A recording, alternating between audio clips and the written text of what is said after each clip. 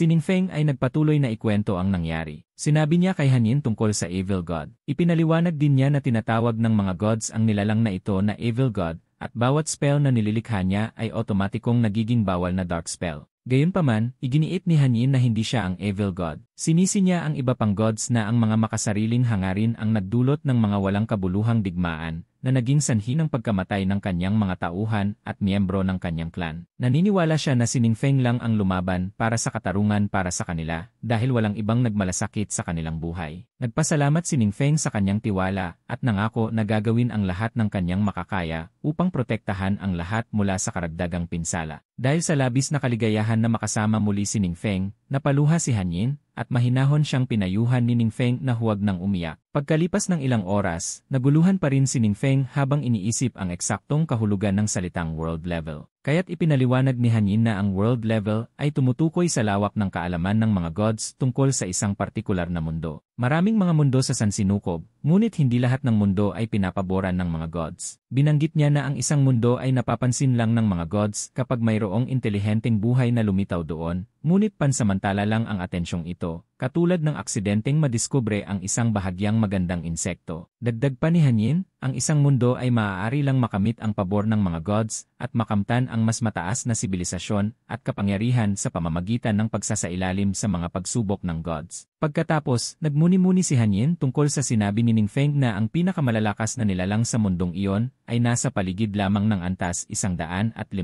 Ipinapakita nito na ang world level ay sobrang mababa, halos wala ng pabor mula sa mga gods. Kaya't nagtanong si Ningfeng kung talagang ganoon kasama ang sitwasyon. Sumagot si Han Yin na kung siya ang naroon, gaganda lamang ang kanilang hinaharap. Sinabi niya kay Ningfeng na ang kagamitan sa kanilang mundo ay lipas na at hindi na angkop sa kanyang pangangailangan. Kaya't iminungkahi niya na agad nilang i-upgrade sa Divine Grade Equipment. Nabighani si Ningfeng dahil unang beses niyang narinig ang tungkol sa Divine Grade Equipment. Kaya't ipinaliwanag ni Han Yin na ang Divine Grade Equipment ay karaniwang ginagawa o pinipino ng mga gods at pinapalakas nila ito. Maaari itong patuloy na i-upgrade, kaya napagtanto ni Ningfeng na ang kwintas ni Han Yin ay sinasabing maaaring i-upgrade din. Tama siya, ayon kay Han Yin, at ipinaliwanag nito na ang kanyang kwintas ay isang uri ng sinaunang Divine Grade Artifact. Sinabi niyang kapag na-activate niya muli ang banal na kapangyarihan dito, opisyal itong magiging Divine Grade. Kaagad pagkatapos, inutusan niya si Ningfeng na ilagay ang kanyang kamay sa kwintas at ay visualize ang rune na sumisimbolo sa banal na kapangyarihan.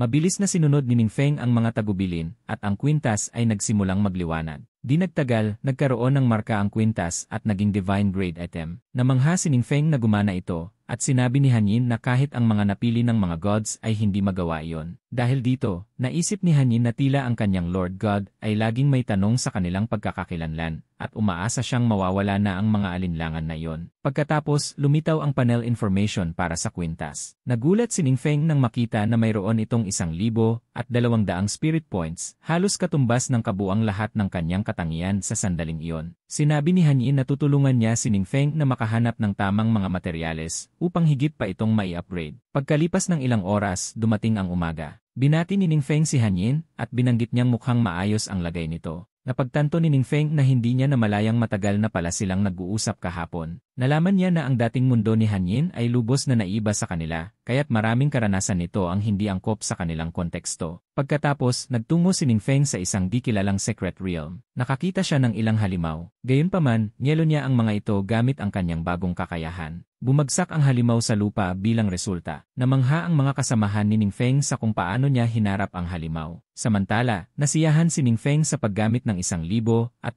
spirit points bonus. Si Professor Lu at Professor Xi ay humanga kay Ningfeng sa pagtalo sa boss gamit ang isang hampas. Pagkatapos, lumapit si Ningfeng kay Lu at nagtanong kung may iba pang secret realms para sa araw na yon. Sumagot si Lu na wala na, dahil mas mabilis na ang progreso nila kumpara sa ibang mga grupo, at ngayon ay lalo pang bumilis. Binanggit ni Lu na nagkakaroon na ng sakit ng ulo ang komite dahil dito, kaya't nagtanong si Ningfeng kung bakit. Ipinaliwanag ni Lu na ang lahat ng sumali sa training camp ay kabilang sa pinakamahusay. Gayunpaman, dahil natapos nila ng maaga, kusang loob na pumasok ang mga miyembro ng grupo sa Secret Realms para sa karagdagang pagsasanay. Bilang resulta, ang antas at lakas ng kanilang grupo ay mas mataas na ngayon kumpara sa iba. Sinabi pa niya na ang mga mag-aaral mula sa ibang grupo ay nagsumite na ng kahilingan para sa pagsisimula ng group rotations sa susunod na buwan. Bilang tugon, nagtanong si Xi kung may pagtutol ang ibang mga guro. Sinabi ni Luna kung hindi pinipigilan ng komite ang mga mag-aaral, gustong-gusto ng ibang mga guro na sumali sa kanilang grupo. Sa narinig, natuwa si Xi, alam niyang walang makakakuha kay Ningfeng mula sa kanila. Bigla, lumitaw si Hanyin at binanggit ang kanyang spell, kaya't nagtanong si Ningfeng kung may problema. Sinabi ni Hanyin na walang problema. Natuklasan lang niya na ang kanyang speculations technique ay napakapinong at tila kaya niyang gamitin ang iba't ibang kondisyon upang kontrolin ang epekto ng spell sa kinakailangang saklaw.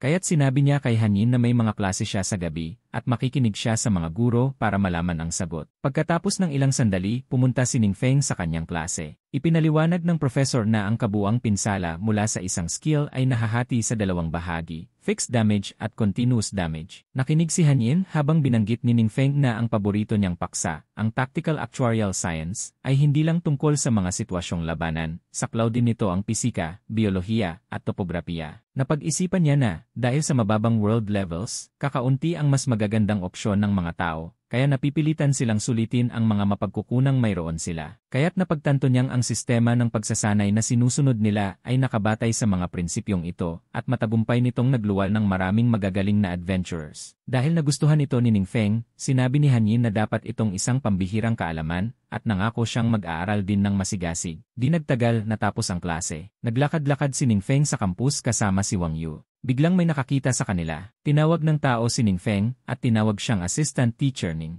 Nakilala siya ni Ningfeng bilang si He Shixiong, ang kanyang kaklase, at nagtanong kung naroon siya para sa kanya. Naalala niyang halos hindi siya nakipag-usap kay Shixiong noong nasa training camp, at hindi talaga siya nagbigay ng pansin dito. Yumuko si Shixiong at nagpahayag ng pasasalamat, sinasabing kung hindi dahil sa interbensyon ni Ningfeng, hindi makakaligtas ang kanyang kapatid at ang Azure Sharp Guild. Nag-aalalang sinabi ni Ningfeng na nagkataon lang iyon at hindi kailangang magpasalamat ng labis si Shixiong. Gayunpaman, naisip ni Shixiong na kung mas maaga siyang naging malapit kay Ningfeng, hindi sana napunta sa ganoong sitwasyon ang Azure Sharp Guild. Bigla, inilabas niya ang isang kumikislap na bagay at sinabi kay Ningfeng na ito ay tanda ng kanyang pasasalamat. Ang bagay ay maliit ngunit maliwanag ang liwanag na inilalabas. Sa masusing pagtingin, napagtanto ni Ningfeng na ito ay isa pang piraso ng Heart of the World. Noong nakaraang gabi, pinag-usapan ni Hanyin at Ningfeng ang mga piraso ng Heart of the World na maaaring nakakalat sa iba't ibang realms. Naniniwala silang kung makokolekta nila ang mga pirasong ito, maaari nilang muling buksan ang pasukan papunta sa mundong iyon. Sa sandaling iyon, naisip ni Ningfeng na marahil ginamit ni Professor Xi ang ganitong paraan upang mabuksan ang Secret Realm, at napagtanto rin niyang ang mga mananakop ay naghahanap din ng mga piraso. Kinumpirma ni Hanyin na tama siya, dahil ang Heart of the World ay isang mahalagang yaman sa mas mataas na mga mundo, kaya't may mga taong partikular na naghahanap ng mga piraso nito. Pagbalik, sinabi ni Shixiong kay Ningfeng na ang piraso ay premyo ng kanyang kapatid mula sa Secret Realm na hindi niya ginagamit ng basta-basta. Kinuha ito ni Ningfeng at nagpasalamat kay Shixiong, sinasabing gusto niya ito. Kinabukasan, pumunta si Ningfeng at ang kanyang grupo sa lugar na tinukoy ng piraso. Namangha si Xi na mabilis na natutunan ni Ningfeng kung paano gamitin ang piraso, kaya't sinabi niyang kung makakakita siya ng katulad nito sa hinaharap, agad niya itong ipapaalam sa kanya. Naisip ni Ningfeng na ito ang gusto niyang marinig mula kay Professor Xi. Pagkatapos, lumabas si Hanyin at sinabi ni Ningfeng na ang kanyang kasalukuyang kondisyon ay hindi pa matatag at kailangan niyang sumipsip ng mas maraming enerhiya mula sa Heart of the World. Naisip ni Ningfeng na mas maaga niyang matutulungan si Hanyin na mabawi ang kanyang lakas. Mas maaga siyang magkakaroon ng karagdagang taga-suporta. Tuloy-tuloy, pumunta sila sa mundong iyon at namangha.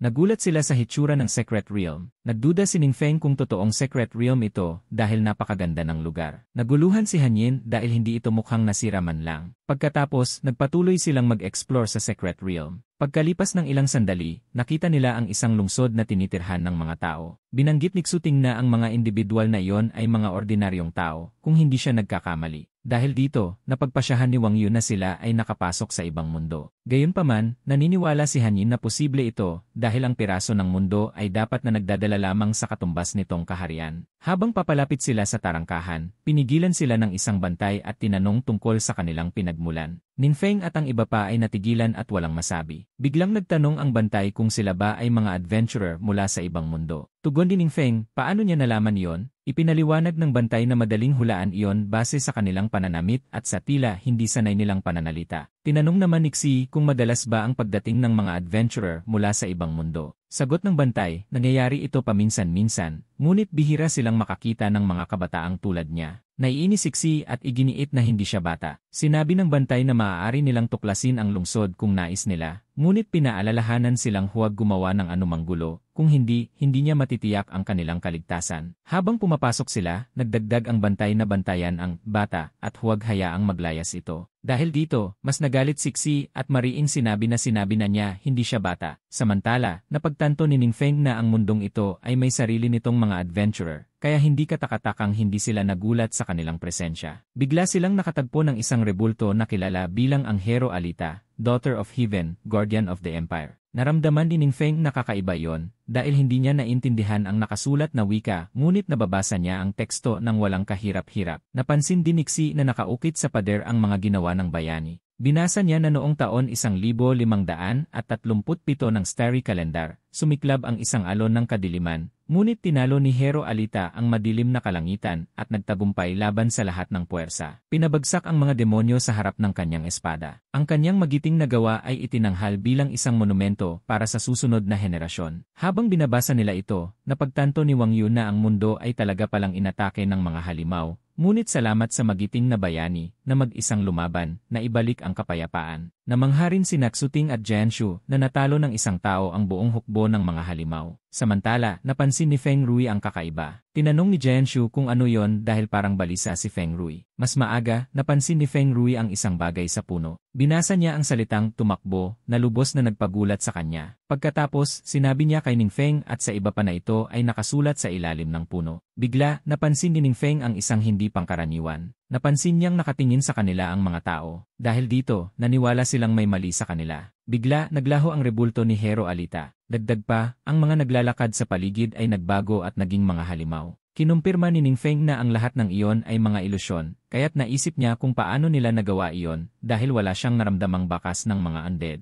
Di nagtagal, nagsimulang sumugod ang mga halimaw. Mabilis na hinanda ni Ningfeng ang kanyang sandata. Madaling naputol niya ang mga halimaw. Si Jianshu ay nakipaglaban din sa isang halimaw na sumugod sa kanya. Gayunpaman, nasira ang kanyang sandata na ikinagulat niya. Napagtanto niyang hindi iyon isang kalaban na kaya niyang labanan. Habang nasira ang kanyang sandata, nagkaroon ng pagkakataon ang halimaw na umatake. Ngunit biglang natigil ang pag-atake ng halimaw. Ang halimaw ay biglang naging yelo, na labis na ikinagulat ni Jianshu. Lumabas si Hanyin at iningatan siya, na labis namang ikinagulat ni Jianshu nang makita ito. Si Ningfeng ay pinanood ang mga monsters. Sinabi ni Hanyin na ang mga undead creatures na yon ay tila nagmula sa isang mas mataas na antas ng mundo, at nag-aalala siyang walang laban ang kanyang mga kasamahan laban sa mga ito. Dahil dito, tinanong ni Ningfeng kung ano ang dapat nilang gawin, at sumagot si Hanyin na maaari niyang gamitin ang natitirang enerhiya para pansamantalang magpakita at tulungan si Ningfeng na talunin ang mga kalaban. Pumayag si Ningfeng at sinabing iasa niya ito sa kanya. Gayunpaman, nagulat ang mga kasamahan ni Ningfeng kay Hanyin. Sinabi ni Ningfeng sa kanila na huwag matakot dahil si Hanyin ay isang kakampi na kanyang tinawag mula sa ibang mundo. Pagkatapos noon, hinarap ni Hanyin ang mga monsters. Itinaas niya ang kanyang sandata at idineklarang papatahimikin niya ang mga monsters. Nagsummon siya ng mga shards ng yelo. Ang mga shards ng yelo ay bumagsak sa mga monsters na binalot sila sa yelo. Namangha si Wang Yu at Jianshu sa kahangahangang magic ni Hanyin, napagtanto nilang ang kanyang kapangyarihan ay higit pa sa orange skill levels. Bigla, may pumigil sa pagbagsak ng mga shards ng yelo. Lumabas ang isang babae na naglalabas ng masamang aura. Nakilala ni Professor Xi na ang babae ay kamukha ng figura mula sa rebulto na kanilang nakita kanina. Nagsalita si Hero Alita, sinasabing si Hanyin ang tila pinakamalakas sa kanila. Ngunit laban sa talim ng kanyang espada, walang halaga ang kanyang lakas. Sumagot si Hanyin, sinasabing huwag magbiro, dahil hindi siya ang pinakamalakas, ngunit sapat na siya upang harapin siya mag-isa. Dahil dito, nagalit si Hero Alita, at tinanong si Hanyin kung ang mga Diyos ang nagbigay sa kanya ng lakas ng loob upang labanan siya. Buong tapang na tumango si Hanyin at sinabing tama siya. Kaya't tinawag siyang hangal ni Alita, na bulag na naniniwala sa mga Diyos, at tinanong kung iniisip ba niyang nagmamalasakit ang mga Diyos sa kanya. Sa narinig, tumingin si Hanyin kay Ningfeng na may ngiti. Ngumiti rin si Ningfeng sa kanya. Sa kabilang banda, naghahanda si Hero Alita na umatake. Mabilis na ginamit ni Hanyin ang kanyang skill upang magsagawa ng counterattack. Napagtanto ni Alita na bumagal ang kanyang bilis, kaya pinaghinalaan niyang ang magic ay may kinalaman sa water-based slowing effect. Ngunit hindi siya sumuko. Binasag niya ang spell at nagpatuloy na sumugod kay Hanyin. Naisip ni Hanyin kung ang sandata ni Alita ang tunay na pinagmumulan ng kanyang lakas. Mabilis niyang sinumon ang isang endless ice ray. Nagalit si Alita, iniisip na imposibleng magkaroon ng ganoong kalaking agwat sa lakas nila. Bigla may kumislap sa kanyang dibdib. Pumalakpak si Hanyin, at agad sumabog si Alita. Pagkatapos ng pagsabog, may naiwang bagay mula sa kanyang mga labi. Sobrang nabigla si Wang Yu at ang iba pa sa ginawa ni Hanyin na halos mahirap huminga dahil sa kanilang nasaksihan. Samantala, lumapit si Hanyin upang kunin ang naiwan, iniisip na ito ay makapangyarihan, ngunit malinaw na hindi kayang ganap na kontrolin ito ni Alita. Nang sinubukan niyang pulutin ang sandata, lumabas ang kakaibang aura. Nagulat si Hanyin dahil biglang nag-iba ang kilos ng sandata, at bigla naglaho ang pisikal na katawan ni Hanyin. Si Alita ay tumawa ng masama, iniisip na nalinlang niya si Hanyin gamit ang Divine Boom, na sumipsip ng kanyang lakas at tumulong sa muling pagsilang niya. Naniniwala siya na habang umiiral ang Divine Boom, magiging immortal siya. Sa kabilang banda, nagulat si Ningfeng nang makita niyang naglaho si Hanyin.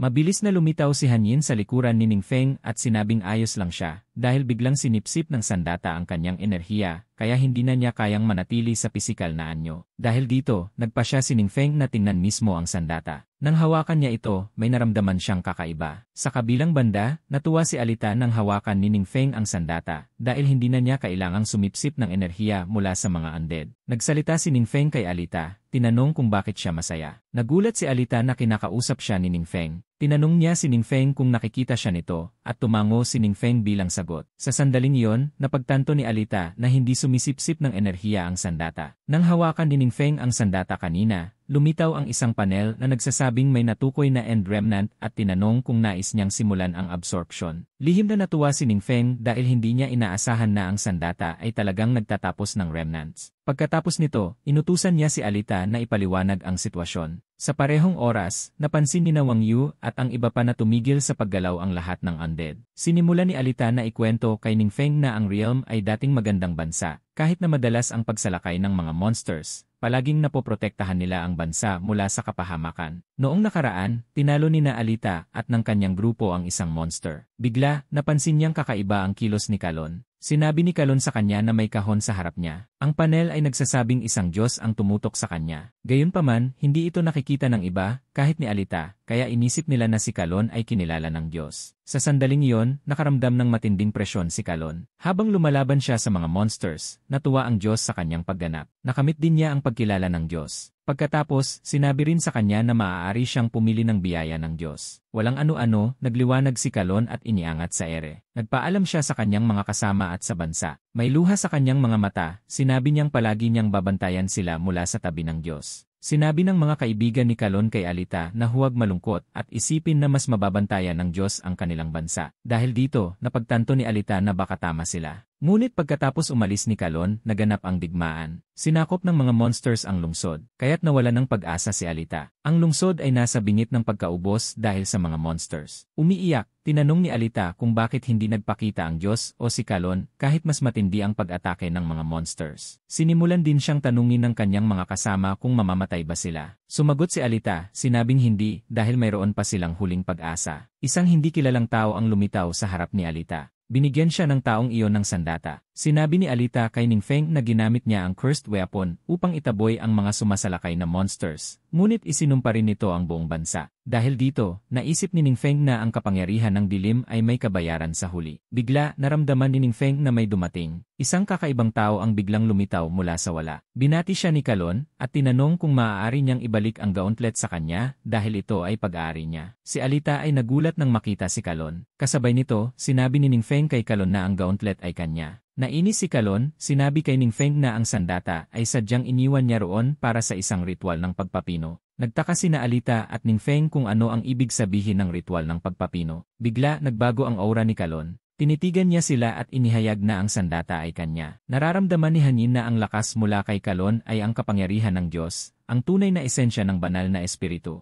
Bigla, lumuhod si Alita, humihingi ng tawad kay Ningfeng, at tinanong kung matutulungan siya nito dahil nais niyang malaman ang katotohanan. Sinabi ni Ningfeng kay Alita na itanong na lang kay Kalon. Ngunit naguluhan si Alita kung ano ang ibig niyang sabihin. Nagtaka rin si Kalon kung bakit mumingiti si Ningfeng ng ganoon. Sinabi ni Ningfeng kay Alita na mayroon siyang kakayahan na pansamantalang bigyan siya ng pisikal na anyo, ngunit mawawala siya ng buo at wala nang maiiwan. Sinabi ni Alita na hindi siya natatakot, hinihiling na bigyan siya ni Ningfeng ng katawan at handa siyang tanggapin ang anumang magiging resulta. Kaya, inutusan ni Ningfeng si Alita na itaas ang ulo. Mabilis na inactivate ni Ningfeng ang kakayahang Soul Seize, na gumagamit ng espiritual na lakas para kontrolin ang isipan ng target na nagiging isang makapangyarihang pansamantalang clone. Pagkatapos, nakuha ni Alita ang pisikal na anyo. Nagulat si Kalon nang makita si Alita. Pinuri ni Alita ang makapangyarihang kapangyarihan ng Ningfeng mula sa dilim. Sinabi ni Ningfeng kay Alita na hindi niya kontrolin ang kanyang isipan at siya mismo ang may kontrol sa katawan. Nagulat si Kalon, tinanong si Alita kung bakit siya biglang lumitaw. Tinitigan ni Alita si Kalon, hinihiling na ipaliwanag niya ng malinaw ang sinabi niya kanina. Ngunit tinanong ni Kalon si Alita, tinanong kung siya ba ay kinokontrol ng masamang Diyos. Ngunit, inatake ni Alita si Kalon nang hindi sumasagot. Iniisip ni Kalon na wala na sa sarili si Alita. Dumugo siya mula sa bibig dahil sa malakas na atake. Pinadapa ni Alita si Kalon sa lupa. Pagkatapos, tinanong ni Alita si Kalon kung bakit hindi siya nagpakita noong sinalakay ng mga monsters at kung ano ang ibig niyang sabihin sa ritual ng pagpapino. Sinabi ni Kalon na hindi niya iniwan si Alita dahil noong panahong iyon, siya ay nasa gitna ng pagsubok at nang makita niyang nangyayari ang lahat sa kanilang bansa, huli na. Sinabi niya na hindi naintindihan ni Alita ang mga paghihirap na naranasan niya mula nang umalis sila sa kanilang mundo. Kahit na isa siya sa mga pinakamakapangyarihan sa mundo ngayon, sa harap ng Diyos, sinabi ni Kalon na siya ay isang mahina at walang halaga. Ngunit, iniisip ni Alita na iniiwasan niya ang kanyang tanong dahil naniniwala siyang si Kalon ay naiinis sa weapon Godfall.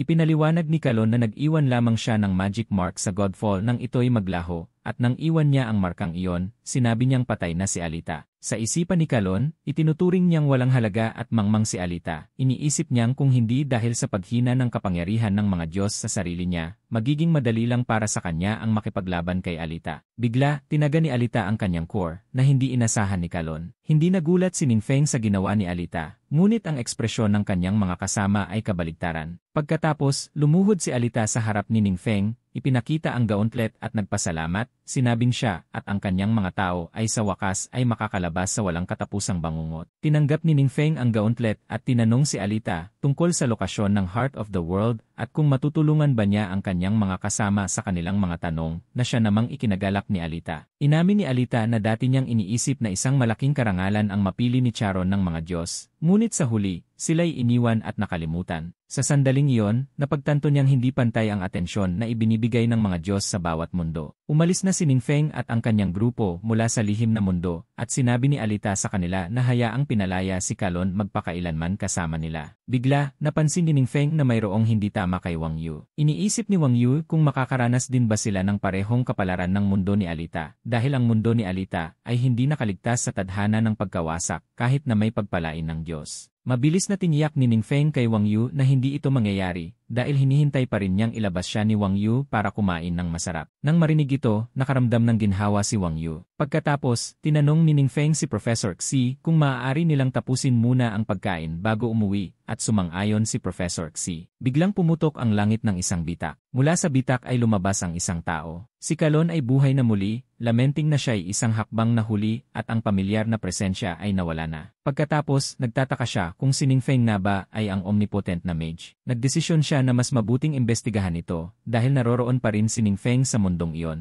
Sa meeting room, nagtipon ang mga pangulo ng mga guild. Naramdaman ni Wang Yu ang kaba dahil ito ang unang pagkakataon niyang dumalo sa meeting. Binuksan ng isang senior guild leader ang meeting at sinabi sa mga pangulo na ang mga Diyos ay pumipili ng mga piniling tao sa buong mundo. Ngunit ito ay isang estratehiya lamang upang makakuha ng mas maraming tagasunod. Naniniwala sila na kahit na may pabor ang isang tao mula sa mga Diyos, may panganib pa ring mawasak at sa huli, kailangan nilang magtiwala sa kanilang sarili. Sumang-ayon ang senior guild leader, pinuri si Ningfeng para sa tagumpay laban sa kalaban. Ngunit hindi maiwasan ng senior guild leader na makaramdam ng pagkakasala dahil ipinapaubaya nila ang lahat kay Ningfeng. Dahil dito, napaisip ang lahat at pare-pareho ang naramdaman nila. Pagkatapos, itinaas ni Wang Yu ang kamay, nais magpahayag. Nagsalita si Wang Yu tungkol sa Ningfeng na nagsumo ng isang makapangyarihang nilalang mula sa ibang mundo, at binanggit nila na nakarating na sila sa isang konklusyon. Sinabi niyang ayon sa mga normal na pamantayan, ang kanilang mundo ay dapat nang nawasak 30 taon na ang nakaraan. Nang marinig ito, nagulat ang lahat sa silid. Tinanong nila si Wang Yu na linawin kung ano ang ibig niyang sabihin sa kanyang pahayag.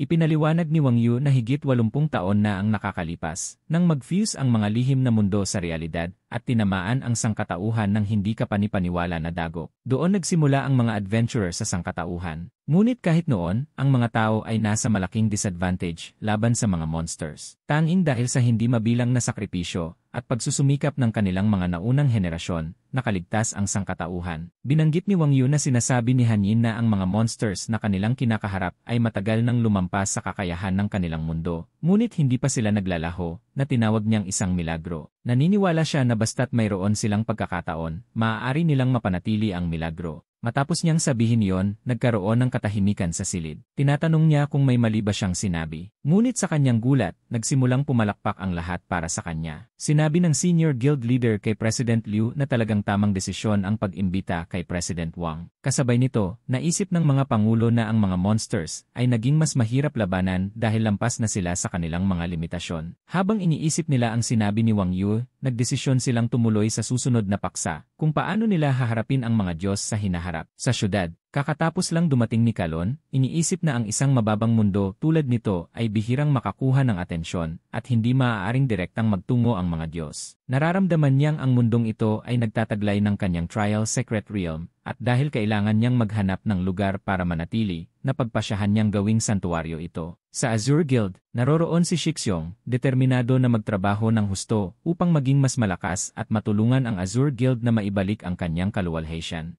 Bigla, napansin niya ang isang bitak na lumabas. Ang bitak na iyon ay naglabas ng isang tao, si Kalon. Mabilis na naghanda si Shixong upang ipagtanggol ang sarili. Tinanong ang lalaki tungkol sa kanyang pagkakakilanlan. Pinatahimik siya ni Kalon, sinabing huwag matakot dahil siya ang master ng lihim na mundo at siya ang nagsumon sa kanya. Nagulat si Shixong nang tawagin ng tao ang kanyang sarili na isang Diyos. Pagkatapos, nakita ni Shixong ang presensya ng isang Diyos na nagpapakita sa likod ng katawan ng lalaki. Mabilis niyang naisip na pamilyar ang itsura ng Diyos dahil nakita niya ito sa mga video kung saan ipinapakita ang Diyos na may kontrol sa kapangyarihan ng mundong iyon. Mabilis na lumuhod si Shixong at tinanong si Kalon kung siya ba ay dumating dahil narinig ang kanyang mga panalangin. Sumagot si Kalon na ang mga panalangin ay para sa mga mahihina, at sinabi kay Shixong na kailangan niyang patunayan na ang kanyang lakas at pananampalataya ay karapat-dapat na tumanggap ng kanyang mga biyaya. Dahil dito, sinabi ni Shixong kay Kalon na malaya itong magbigay ng anumang utos at gagawin niya ang lahat ng makakaya upang tuparin ito. Inisip ni Kalon na ang pagkakaroon ng ilang mga tagapagtulong tulad ni Shixong ay magiging kapaki-pakinabang dahil ang katawan na kasalukuyan niyang tinatahanan ay mas mahina kaysa sa kanyang tunay na anyo. Pagkatapos, ipinakita ni Kalon ang mukha ni Ningfeng at inutusan si Shixong na tulungan siyang hanapin ang taong iyon. Nagulat si Shixong at nakilala na ito nga ang mukha ni Ningfeng. Dahil dito, ipinaalam ni Shixong kay Kalon ang tungkol kay Ningfeng. Sinabi ni Kalon kay Shixong na siya ang may responsibilidad na bantayan si Ningfeng at i-report agad ang anumang hindi pangkaraniwang kilos nito. Sinabi niya kay Shixong na tandaan na huwag magbigay ng babala kay Ningfeng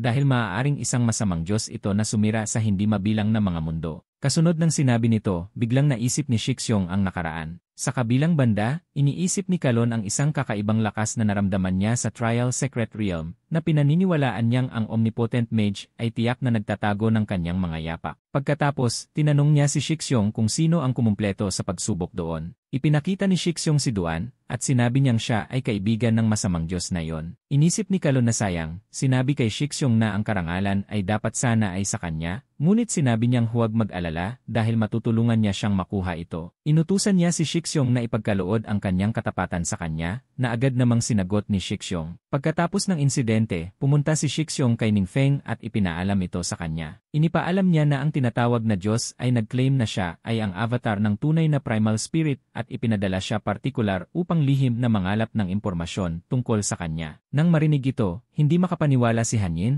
na nasa likod ni Ningfeng na isang incarnation nga ito dahil ang mga incarnation ay panandalian lamang. Inisip ni Ningfeng na ang mga Diyos ay tulad niya at maaaring gamitin ang kahit sino bilang incarnation. Dagdag pa rito, pinaalalahanan ni Shixong si Ningfeng na manatiling alerto. Sinabi ni Han Yin kay Ningfeng na ang mga bagong tagasunod tulad ni Shixong ay may mahihinang pananampalataya sa simula. Hindi pa matagal ang kanilang koneksyon, kaya't habang hindi ito maaasahan, hindi rin madaling matuklasan. Pagkatapos nito, nagpasalamat si Ningfeng kay Shixong sa pagpapaalam tungkol sa Diyos. Nahihirapan si Shixong maniwala na si Ningfeng ay isang masamang Diyos dahil maraming beses na siyang natulungan. Sa kabilang banda, iniisip ni Ningfeng na dahil ang mga Diyos ay partikular na dumating para sa kanya, makikita niya ito hanggang sa wakas. Naisip ni Ningfeng na pwedeng manatili si Shixong malapit sa true essence ng Holy Spirit, pero habang tumatagal siya roon, mas nagiging delikado ito. Pero, iniisip ni Han Yin na may malaking kalamangan sila kumpara sa ibang deities sa mundo. Ipinaliwanag niya na kapag ang mga higher beings ay pumunta sa lower realm, ang power nila ay nalilimitahan ng laws of the universe, na kahit ang mga deities ay hindi pwedeng suwayin. Pero, ang Trial Secret Realm ay nasa ilalim ng divine protection, at kung ang true essence ng Holy Spirit ay patuloy na magtatago roon, wala silang magagawa. Kaya, naisip ni Ningfeng na gumawa ng plano at ibahagi ang lahat ng impormasyon na meron siya kay Han Yin.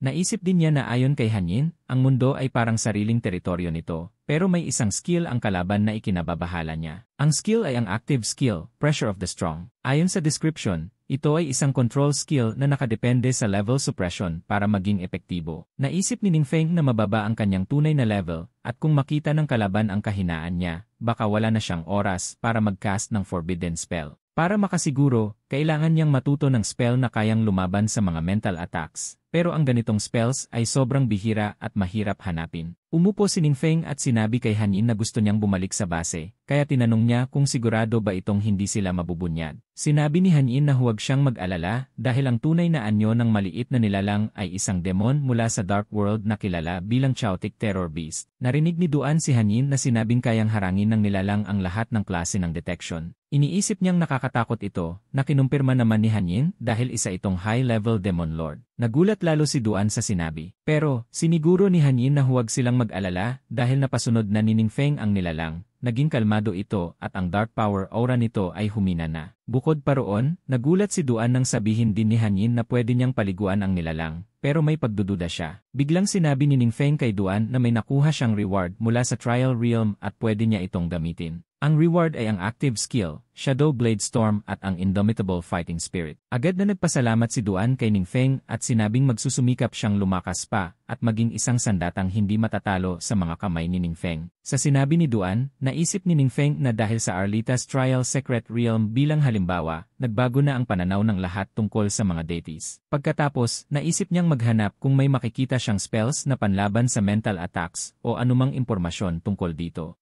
Samantala, sa loob ng Trial Secret Realm, pinagmamasdan ni Kalon ang lupa at naisip niyang pamilyar ito sa kanya. Alam niyang ang mga humans doon ay sobrang mahina, halos walang laban noong nagdaang monster invasion, at dahil dito, nadismaya ang mga gods at tumigil sa pagbigay ng pansin sa lugar na iyon. Matapos ang ilang sandali ng pagmamasid, sigurado siyang walang deity na tumulong sa mga humans, pati na ang omnipotent mage. Kaya napagpasyahan niyang may kakaibang kakayahan ang humanity sa mundong iyon na nagbibigay sa kanila ng lakas para labanan ang mga monsters. Naisip niyang interesante ito at baka nakita rin ng omnipotent mage ang potensyal doon at plano niya itong gawing sarili niyang domain. Pero, nangako siya na hindi niya hahayaang makuha ng omnipotent mage ang gusto nito. Biglang dumating si Shixong, sugatan. Humingi ng paumanhin si Shixong dahil nananatili pa rin siya sa 15th floor kahit anong gawin niya. Iniisip niyang galit si Kalon kaya humingi ulit siya ng tawad. Pero, sinabi ni Kalon na huwag siyang matakot dahil ang test ay talaga namang para sa kanya. Bigla, lumitaw ang notification ng Undying Spirit sa harap ni Kalon na ikinagulat niya. Ipinaliwanag ni Kalon na ang mga napapansin ng mga gods ay pwedeng makatanggap ng God-given trial missions at kapag natapos ito, nagbibigay ito ng permanent achievement na nagpapalakas ng sarili. Sinabi niyang ito pa lang ang simula at ang kaya niyang ibigay ay higit pa sa iniisip ni Shixong. Sa sandaling iyon, may naramdaman si Shixong na kakaiba na ikinagulat niya. Sa kabilang banda, sa loob ng spiritual illusion maze sa Secret Realm, sinabi ng mga ghost monsters sa kanilang lord na umatake na naman ang fierce mage na palaging mag-isa kumikilos. Nagalit ang lord, iniisip na kung hindi siya kikilos agad, iisipin ng mage na pwede na lang siyang apihin basta-basta. Ang mage na tinutukoy nila ay si Ningfeng. Binalaan ng Ghost Lord ang kanyang mga tauhan tungkol sa pagdating ni Ningfeng. Sa kanilang pagkabigla, yumuko ang Lord at nakiusap kay Ningfeng na magpakita ng awa at palayain siya. Nagulat si Ningfeng, iniisip kung ito ba ay bagong klaseng mental attack. Ipinaliwanag ng Ghost Lord na hindi, at gusto lang niyang magpaliwanag kay Ningfeng. Umiiyak ito habang sinasabi na ang iba ay bumubuo pa ng team para labanan siya at inaabot sila ng 2 hanggang 3 oras para pahinain siya. Pero si Ningfeng ay dumarating mag-isa at pinapatay siya palagi. Nang hinayang si Ning at humingi ng paumanhin, sabi niya gusto lang naman niya ng skill book na sinagot ng Ghost Lord na hindi niya kontrolado kung anong luot ang bumabagsak. Dahil sa sinabi nito, naisip ni Ningfeng na napamental collapse niya ang isang mental attack boss. Pagkatapos, bumalik si Ningfeng sa Earth at nainis. Sa huli, ang nakuha lang niya ay isang skill book para sa mages. Pero naisip niyang aralin ito dahil oras na para mag-level up agad. Napansin niyang nakikita niya lahat ng kanyang followers at pwedeng pumili ng paraan ng blessing at makita ang mga epekto nito. Sinubukan niyang gamitin ang Divine Power Infusion kay Hanyin. Nagulat si Ningfeng at naisip niyang ayaw ni Hanyin na magtapos sa ganoong paraan. Naisip din niyang ang natitirang 3 skills ay mukhang hindi rin bagay kay Hanyin. Pero napansin niya ang isang skill, ang Trial Achievement. Ipinaliwanag ni Hanyin na ang Trial Achievements ay isang power na taglay ng bawat deity, ginagamit para i-activate ang nakatagong potential sa isang tao. Pero madalas lang ibigay ng mga deity ang achievements sa mga paborito nila, kahit hindi ito follower. Kaya napagpasyahan ni Ningfeng na ang achievements ay hindi direktang nag-infuse ng divine power kay Hanyin. Nang i-preview ni Ningfeng ang Trial Achievement, may nakita siya sa information bar ni Chang Mukyu. Nagulat si Hanyin na kayang makita ni Ningfeng ang achievements mula sa ibang professions, dahil kadalasan, ang mga deity ay nakakakita lang ng achievements na konektado sa sarili nilang professional path. Kaya iniisip ni Hanyin na may kinalaman ang system dito, kasi hanggang ngayon, hindi pa rin malinaw kay Ningfeng kung ano talaga ang system. Pero sa isip ni Ningfeng, ayos lang yon, pwede naman nila itong pag-aralan ng dahan-dahan. Pagkatapos, pumunta siya sa Red Moon Demon Cave sa loob ng Secret Realm. Kasama niya si Chang Mukyu, na nagulat sa ibinigay sa kanya ni Ningfeng. Sinabi ni Ningfeng kay Mukyu na ipapaliwanag niya mamaya dahil kailangan muna nilang maghanda para dumiretso sa boss fight. Samantala, nagwawala ang mga monsters habang iniulat nila sa boss na umatake na naman ang mga crazy adventurers. Sumuko na ang boss at gusto na lang hayaang sirain sila ng mga adventurers dahil sobrang pagod na siya. Sa kabilang banda, masaya si Ningfeng dahil dumating na ang mga bagay na hinihintay niya. Pagkatapos talunin ng boss, nakuha rin niya ang Mind Science Active Skill Book. Sa eskwelahan, ipinapakita ni Professor Xi sa mga estudyante ang hidden realm na kanilang na-explore noong nakaraang linggo at ang unang pagkikita nila ng isang divine being. Naniniwala siya na kung ibabahagi niya ang karanasan ni Arlita, mag-iisip ang lahat ng mas malalim tungkol sa divine being. Habang nagtuturo, nasa tabi ni Ningfeng si Hanyin at sinabing ang layunin ay hindi umasa lang ang mga followers sa mga divine being, kundi maniwala rin sa sariling lakas. Samantala, mukhang hindi maganda ang pakiramdam ni Shixiong. Pero maya-maya lang, sinabi ni Professor Xi sa lahat na mag-break ng 15 minuto. Kaya lumapit si Shixiong kay Ningfeng para may itanong ng pribado. Tinanong ni Shixiong si Ningfeng kung alam niya ang tungkol sa trial achievements. Sumagot si Ningfeng na alam niya ito. Narinig ito ni Shixiong at naisip na baka ang mga kasama ni Ningfeng ay mayroon ng nakuha na achievement. Biglang may lumitaw sa taas ni Shixiong.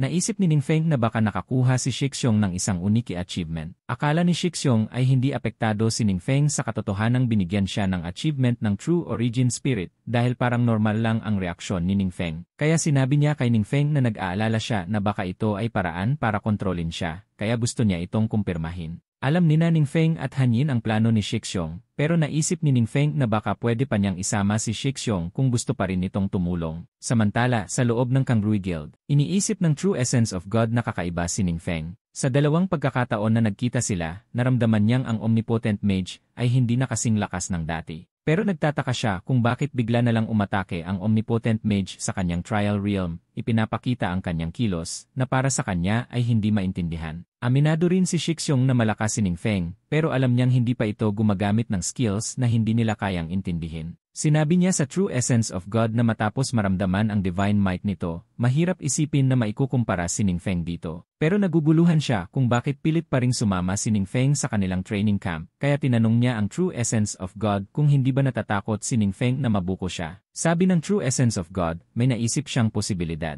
Baka daw nakakuha lang si Ningfeng ng isa o dalawang divine artifacts mula sa Omnipotent Mage. Kaya, naisip niyang may dahilan kung bakit gusto talagang sumama ni Ningfeng sa training camp. Sa huli, naniniwala siyang ang Omnipotent Mage ay nagtatago sa anino pero ginagamit si Ningfeng bilang decoy. Samantala, tinanong ni Hanyin si Ningfeng kung sa tingin niya ay kakagat sa Pain ang True Origin Spirit. Sumagot si Ningfeng na ang maswerteng nakakuha ng Divine Artifact ay isang mahusay na panlinlang. Pero iniisip din niya na baka hindi basta-basta kikilos ang True Origin Spirit, subalit kung makarating ito sa tamang konklusyon batay sa kanyang pagsusuri, maaari nitong sirain ang kasalukuyang stalemate. Ilang sandali pa, tinawag si Ningfeng para maghapunan. Bumaba siya at kinuha ang kanyang pagkain. Na-encounter niya si Shixiong habang naghahanap ng maupuan. Habang nagkakasalubong sila, bumulong si Shixiong kay Ningfeng na kumagat na sa Pain ang True Essence of God. Pagkalipas ng ilang araw, naghanda si Ningfeng para pasukin ang Trial Realm. Para makakilos ng mas malaya, pinili niya ang isang liblib na Secret Realm. Iniisip na hindi mahihirapan ang True Essence of God na hanapin ang lugar na yon. Naniniwala siyang ginawa na niya ang lahat ng paghahanda, kaya umaasa siyang walang magiging problema. Samantala, iniisip ng True Essence of God na hindi pa rin niya maaaring alisin ang posibilidad na si Ningfeng ay ang Omnipotent Mage, kaya naisip niyang gumawa pa ng karagdagang plano. Naalala niya ang kahinaan ng Omnipotent Mage. Naglalakad sa loob ng Secret Realm ang grupo ni Ningfeng. Nararamdaman ng kanyang grupo ang presensya ng ibang nilalang. Hindi nila alam, sinusundan na sila ng True Essence of God. Iniisip ni Kalon na masyadong pinahahalagahan ng Omnipotent Mage ang kanyang mga kasamahan, kahit kapalit ay maging kaaway niya ang iba. Kaya naisip ni Kalon na ang kahinaan ni Ningfeng ay ang kanyang mga kaibigan at binalak niyang hulihin muna ang mga ito bilang panakot. Sa oras na makareact si Ningfeng, naniniwala si Kalon na huli na ang lahat. Agad na sumugod si Kalon sa mga kaibigan ni Ningfeng. Nagulat sila sa biglaang pagdating ni Kalon. Pero laking gulat din ni Kalon nang biglang lumitaw ang isang dark magic sa harap niya. Bigla siyang nawala sa harapan ng mga kaibigan ni Ningfeng. Hindi niya sinasadyang napunta sa Dark World, kaya nagtataka siya kung ano ang nangyayari. Nasa harap niya si Ningfeng at sinabi nito na alam niyang mga inosente lang ang tatargetin ni Kalon. Buti na lang, inaasahan ni Ningfeng ang kanyang masamang plano at naghanda na. Sa wakas, nakilala na ni Kalon si Ningfeng at tinawag siyang Omnipotent Mage. Mas maaga pa, tinanong ni Ningfeng si Hanyin kung sa tingin niya ay tatargetin ni Kalon ang mga taong nasa paligid niya. Hindi sigurado si Hanyin pero naniniwala rin siyang posibleng gawin ito ni Kalon dahil nagawa na niya ito dati. Kaya naghanda si Ningfeng. Gumamit siya ng Shadow Sanctuary na nagbibigay ng babala at proteksyon sa mga believer kapag may panganib. Plano niyang sabihin ang totoo sa kanyang team at subukan ang epekto ng skill para kung gumana ito, hindi na siya mag-aalala na mapahamak sila. Sa kasalukuyan, naghahanda na rin si Kalon na labanan si Ningfeng. Pero naglalabas na ng matinding enerhiya si Ningfeng habang sinasabing hindi karapat-dapat tawaging Diyos si Kalon. Isang mata ang lumitaw sa itaas ni Kalon at naglabas ng matinding liwanag papunta sa kanya na tuluyang bumalot sa kanyang kadiliman. Naniniwala si Ningfeng na tuluyan nang nalipol si Kalon, lalo na't hindi siya nagtipid ng lakas dahil ito ang unang beses niyang lumaban sa Dark World. Pati si Hanyin ay naniniwala na kahit ang isang Diyos ay hindi makakaya ang forbidden curse na tinanggap ni Kalon ng buong buo. Napaisip din siya na tila naging hindi masukat ang kapangyarihan ng Lord God. Hindi rin inakala ni Ningfeng na ang true essence of the Holy Spirit ay gagamitin ang katawan ni Kalon at direktang sasalakay sa kanilang mundo. Sa Divine Realm na kontrolado ng true essence of the Holy Spirit, naramdaman niya ang kapangyarihang bumalik sa kanya. Napasigaw siya sa sakit matapos ang laban nila ni Ningfeng. Bigla siyang bumagsak sa lupa. Gusto siyang tulungan ng kanyang mga tagasunod. Pero inutusan niya silang lahat na lumabas. Iniisip ng Divine Lord na imposibleng kaya talagang kontrolin ng Omnipotent God ang Dark Force. Napagtanto niya na kahit ang 7 evil gods ay hindi pa nagagamit ang Dark Force sa ganoong antas. Dahil dito, naisip niyang tunay nang na-master ng Omnipotent Mage ang bagay na matagal nang hinahabol ng mga Diyos. Kaya kailangan na raw niyang makipag-ugnayan agad sa ibang mga Diyos. Pero alam niyang hindi niya pwedeng ipakita ang sarili sa ganitong kalagayan. Sa sobrang galit at kawalan ng magawa, sinira niya ang sahig. Samantala sa Kangrui Guild, nakabalik na ang leader ng guild matapos ang matagal na pagkakakulong sa ospital. Tinanong niya si Shixiong kung may nanggulo sa kanya habang wala siya. Sinabi ni Shixiong na ayos lang siya, pero marami raw ang umalis sa guild. Hindi ito pinansin ng kanyang kuya dahil may trial secret realm pa naman sila. Napaisip si Shixiong kung dapat ba niyang sabihin kay kuya ang tungkol sa true essence of the Holy Spirit. Bigla na lang nabigla ang kanyang kuya. Nagulat sila nang malamang sarado na ang Trial Secret Realm. Naipadala na rin ang impormasyon kay Ningfeng. Ipinabatid ni Shixiong kay Ningfeng na kararating lang ng kanyang kuya pero agad itong nasaktan ng matindi. Narinig ito ni Hanyin at ipinaliwanag na ang Trial Secret Realm ay extension ng Divine Realm, ang paunahing base ng mga Diyos kung saan nila ipinapakalat ang kanilang paniniwala sa iba't ibang mundo. At kung iniwan na ang Secret Realm, iisa lang ang dahilan. Sinabi ni Han Yin na matapos lumaban si Ning Feng sa Holy Spirit sa Dark World, naputol ang koneksyon ng Diyos sa kabilang mundo, ibig sabihin, inamin niyang natalo siya. Narinig ito ni Shixiong at napagtanto niyang panalo si Ning Feng. Natuwa siya na hindi niya ito ipinagkanulo, at iniisip na baka mas lalo siyang mapahalagahan ni Ning Feng. Sa huli, tumalon siya sa tuwa kahit na ang kanyang kuya ay parang mababaliw ulit. Balik sa base, tinawag ni Ning Feng ang mga miyembro dahil naniniwala siyang kailangan pa rin ang pagpaplano kahit na natalo na ang true essence of the Holy Spirit. Iniisip niya na mapapansin din ng ibang mga Diyos ang kanilang base kalaunan. Una, gusto ni Ning Feng pasalamatan sila sa tiwala. May isa pang sumama sa panig ni Ning Feng. Tuwang-tuwa si Shixiong at hindi na makapaghintay na sabihin sa kanyang kuya na pinili na siya ng isang Diyos. Nagpatawag si Ning Feng ng isang pagpupulong at isiniwalat ang lahat ng katotohanan. Doon, unti-unting naisip ni Wang Yu na lahat ng hindi maipaliwanag na mga pangyayari ay si Ning Feng pala ang dahilan. Si Lao Feng naman ay malalim ang iniisip na mas karapat-dapat si Ning Feng sa respeto at tiwala kumpara sa ibang mga Diyos dahil kahit kailan ay hindi ito nanakit ng inosente. Nang ibunyag ni Ning Feng ang tunay niyang pagkatao, napansin niyang lampas sa inaasahan niya ang mga reaksyon ng ilan. Si Shixiong ay halatang namangha sa revelasyon ni Ning Feng. Napakamot si Ning Feng, iniisip kung ganun na pala ang itsura ni Shixiong mula pa kanina. Ipinahayag ni Ning Feng na ang pinakaimportanteng layunin nila ngayon ay ang mabilis na lumakas at protektahan ang sarili nilang mundo. Dahil mababa ang antas ng mundo nila at marami silang kakulangan, sinabi ni Ning Feng na kailangan nilang humanap ng paraan para makakuha ng kaalaman at gamit mula sa ibang mga mundo. Inisa-isa ni Wang Yu ang mga kailangan nila, at tinanong si Ning Feng kung may iba pa bang paraan. Dahil dito, naalala ni Ning Feng na naabsorb niya ang magic weapon ni Alita at nakakuha ng mga bagong alaala at doon, may nahanap siyang kapaki-pakinabang. Napaisip naman si Feng Rui tungkol sa paggamit ng enhancement at enchanting. Ipinaliwanag ni Ning Feng na iyon ang dalawang paraan para mapalakas ang kagamitan. Narinig ito ni Lao Feng at sinabi na kung maipapareha ito sa actuarial science, sigurado siyang maraming malalakas na combat techniques ang pwedeng mabuo. Ngunit sinabi ni Ning Feng na may problema, dahil kailangan ng espesyal na materials para sa enhancement at enchanting. Nagulat sina Jiangshu at Feng Rui dahil hindi pa nila naririnig ang mga materials na binanggit ni Ning Feng. Sinabi ni Ning Feng na iyon talaga ang problema, hindi pamilyar ang mga materyales at makikita lamang ito sa mga secret realms. Biglang sinabi ni Lao Feng na kailangan muna niyang sagutin ang isang tawag.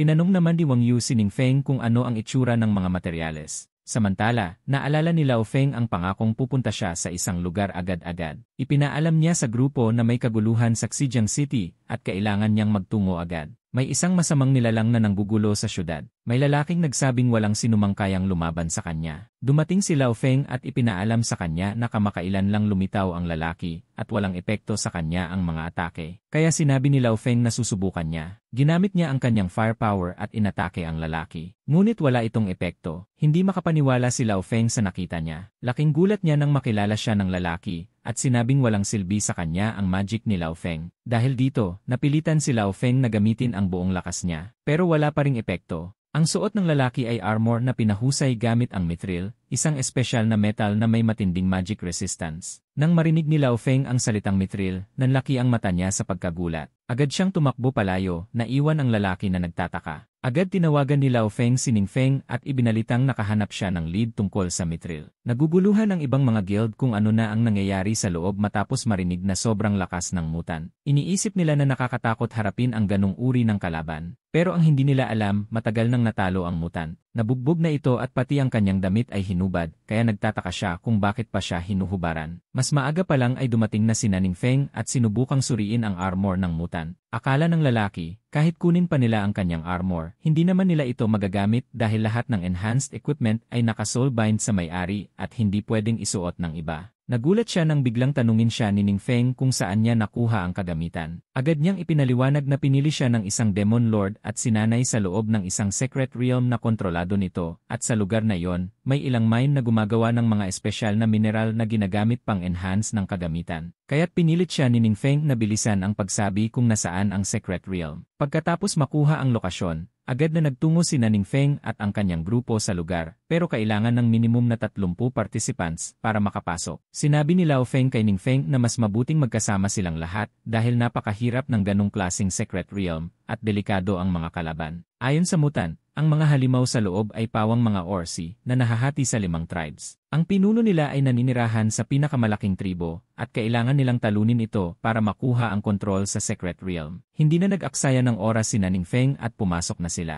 Samantala, ang mutant ay isinakay na ng pulis. Nakangiti siya habang nasa loob ng sasakyan. Napansin ito ng mga pulis at pinagsabihan siya na huwag magpakitang gilas. Sa isipan ng mutant, iniisip niya kung ano ang magiging reaksyon ni Ningfeng pag nalaman nilang ang pasukan ng Secret Realm ay napakadelikado. Pagkapasok ni Ningfeng at ng kanyang grupo, dinala sila sa isang partikular na tribe. Nag-iingay ang mga Orsi sa kanilang pagdating. Nagulat si Ningfeng nang makita ang itsura ng tribong iyon. Biglang lumitaw ang isang panel na nagsabing ang huling matitirang buhay ang magiging pinakamalakas at pwede silang pumatay ayon sa gusto nila. Nang makita ito, napaisip si Xuting na parang pinipilit silang magpatayan. Agad naghanda si Wang Yu ng kanyang sandata. Si Lao Feng naman ay sinubukang tumakas, pero hindi nila mabasag ang light screen. Tumatawa ang mga Orsi nang makita na sinusubukan nilang tumakas, pero alam nilang hindi ito posible hanggat hindi sila naglalaban-laban. Sa likod ng mga Orsi, may isang leader na nanonood. Naglalabas siya ng nakakakilabot na aura. Nakita siya ni Lao Feng at napagtanto niyang siya ang pinuno ng 5 tribes. Para makatakas, dapat ay magtulungan si Ningfeng at ang kanyang grupo. Pero hindi na kinailangan, madali lang binasag ni Ningfeng ang harang. Nagulat ang leader na nawasak agad ang barrier. Kaya't sinabi ni Ningfeng sa lahat na makakalabas na sila. Pagkatapos ng nangyari, inanyayahan si Ningfeng at ang kanyang grupo sa loob ng tirahan ng mga orc. Ipinakita ng chief kay Ningfeng ang lugar kung saan sila nag-enhance ng mga kagamitan.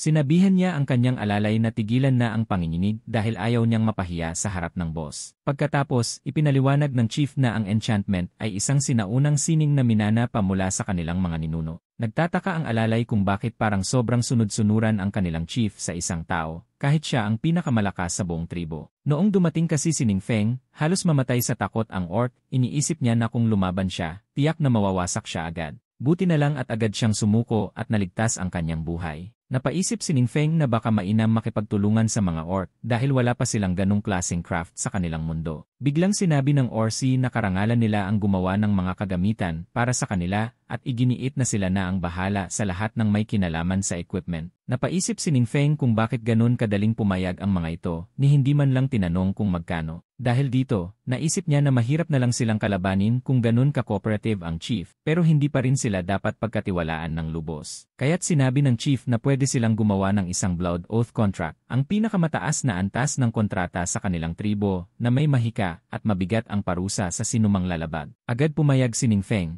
Iniabot ng chief ang kanyang kamay. Nang magtagpo ang kanilang palad, nagsimula ang kontrata. Pero may kakaibang naramdaman ang chief. Lumabas ang isang panel at ipinakita na na-activate ang isang skill, Divine Revelation, kung saan ang napiling mananampalataya ay tumanggap ng blessing ng Diyos. Nagulat ang chief nang makita niyang nagbigay siya ng katapatan sa isang Diyos at nakatanggap ng grace contract. Dahil dito, napagtanto ng chief na si Ningfeng ay isa sa 7 Diyos. Kaya agad siyang yumuko at tinanong si Ningfeng kung aling demon god siya. Nagulat si Ningfeng na naging demon god na lang siya bigla dahil lang sa simpleng pagpirma ng kontrata. Naintindihan din ng chief na ang gusto ng mga Diyos ay equipment. Kaya naisip niya na kung gusto nilang tumibay pa, kailangan nilang maghandog ng tamang sakripisyo sa demon god. Naniniwala rin siyang naging leader siya ng mga orc dahil may Diyos na patagong nagpoprotekta sa kanya. Dahil dito, muli siyang yumuko. Akala ni Ningfeng ay humihingi siya ng red envelope dahil sa paulit-ulit na yuko nito. Kaya't sinabi na lang ni Ningfeng na huwag niyang ikukwento ang nangyari sa iba. At natapos na ang seremonya. Sabi ng chief, ang paggawa ng enhanced equipment ay medyo matagal. Nagtataka ang alalay kung bakit biglang naging masayang-masaya ang kanilang pinuno. Samantala, handa na rin ang pista para kina Ningfeng at sa kanyang grupo. Masayang naghintay si Xuting habang niluluto ang pagkain. Si Lao Feng naman ay umiinom kasama ang isang orc, hindi niya akalain pwedeng magkasundo ang mga tao at halimaw, at naisip niya na baka ito ay himala mula sa mga Diyos. Napansin ni Ningfeng na pareho ang ekspresyon ni Shixiong at ng isang orc. Ang chief naman ay biglang napaisip, baka may mas malalim pang plano ang Lord God. Makalipas ang kaunting panahon, natapos na ang unang batch ng enhanced equipment. Nagpakita ang system ng tanong kung gusto bang isoulbind ang kagamitan. Kapag ginawa ito, magiging eksklusibo na ito sa gumagamit. Sinubukan ni Wang Yu ang kanyang bagong gamit at nagulat siyang 10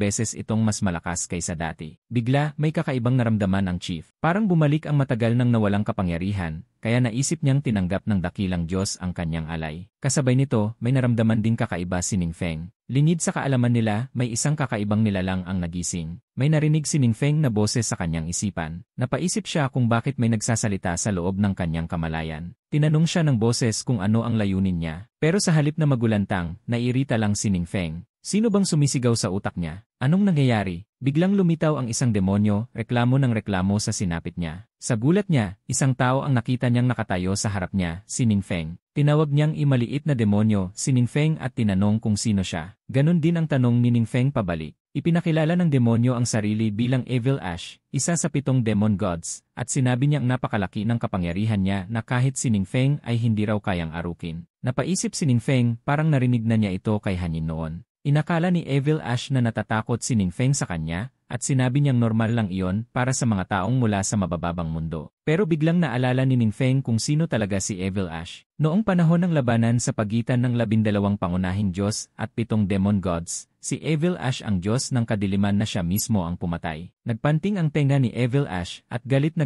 tinanong kung sino talaga si Ningfeng. Naiinis na si Ningfeng, napakaingay ng demonyong ito. Biglang lumabas ang system. Nagulat si Ningfeng nang lumitaw ulit ang taskbar. Samantala, nagingit-ngit na si Evil Ash dahil hindi siya pinapansin. Kaya't sinigawan siya ni Ningfeng, tumahimik ka nga, lumabas ang bagong task. Breaking the Cocoon, New Birth. Napaisip si Ningfeng, anong kinalaman nito sa Divine Integration? Sa Divine Realm, naroon ang mga monumento ng kaluwalhatian. Isang tagasunod ang lumuhod sa harap ng kanyang Diyos upang ibalita ang isang mahalagang balita. Ayaw magpaistorbo ng Divine Lord, pero pinilit siya dahil ito'y may kinalaman sa Divine Integration. Ipinabatid sa kanya na ang Requiem of Souls at ang Eternal Morning Star ay bumisita at may natuklasan tungkol dito. Tinanong ni Requiem of Souls ang true essence of the Holy Spirit kung bakit siya mukhang balisa. Katabi nito si Eternal Morning Star, isa sa 12 pangunahing Diyos. Sinabi ng Holy Spirit na wala naman iyon, at tinanong na lang ang progreso ng kanilang pananaliksik. Agad ginamit ni Eternal Morning Star ang kanyang kapangyarihan. Ramdam ng Divine Lord ang kakaibang aura, isang enerhiya na mula sa Evil God. Ipinaliwanag ni Eternal Morning Star na ang kapangyarihang iyon ay mula sa divine power ng Demon God Evil Ash.